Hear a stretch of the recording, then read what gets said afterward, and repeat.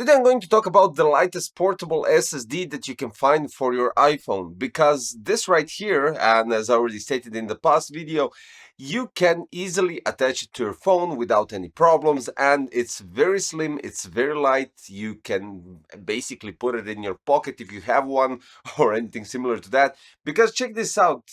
It's easy as this. You know how MagSafe and in general this magnet works. You just connect one side of USB Type-C to your SSD. Of course, you have to connect that, and you're good to go. The only thing that they still didn't solve is this part right here, which I would definitely prefer that it's somewhat flexible in terms of flexibility, but still it stands in one position as you place it. So this would be ideal.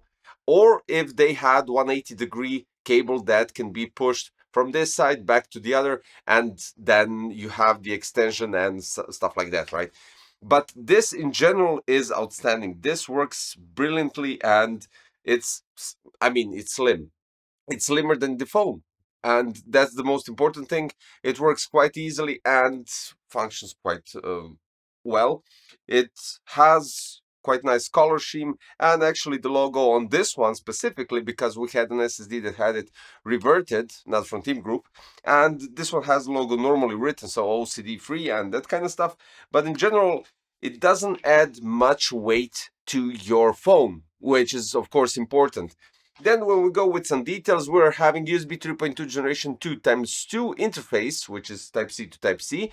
Read speeds go up to 2000 megabytes per second. Write speeds also go up to 2000 megabytes per second. Dimensions are 70 x 62 x 8.2 millimeters, which makes it very slim, I do have to admit. Supported on macOS, iOS, and Windows. 3-year warranty. The cool thing is it adds only 40 grams to your phone, so it's easy to carry it anywhere in your pocket. It's very slim, but it can also be nicely attached to your phone, and you don't have to worry about additional weight or anything similar to that. So you have it in 1 and 2 terabytes. We covered one a long time ago, but I wanted to go with 2 just to give you more idea and stuff like that. So it has Type-C connectivity, ergonomic design in terms of when you place it at the back, you can still hold it properly, and your phone won't be that bulky or add any unnecessary feels or anything similar to that.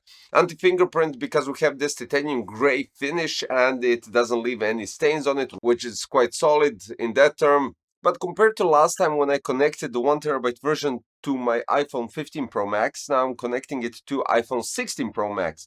On iPhone 15 Pro series, read speeds go up to 1000 megabytes per second, write speeds go up to also 1000 megabytes per second. And the USB 3.2 I already stated, but I did of course additional benchmarks just to give you an idea about everything, and here we go. So ASSD says read speeds 1849.21 megabytes per second, write speed 1629.29 megabytes per second. Autodisk benchmark read speeds 1.90 gigabytes per second, while write speeds 1.67 gigabytes per second. This is great because in Autodisk benchmark, if you watched my other reviews regarding SSDs and other internal and external SSDs, I always mention that Autodisk benchmark gives the consistency when you can see that the speeds at some certain point continue to repeat. And when they do repeat, that means that the SSD doesn't heat up and keeps the consistent speeds, which kind of goes into the segment where it gives you reliability during those long recording sessions.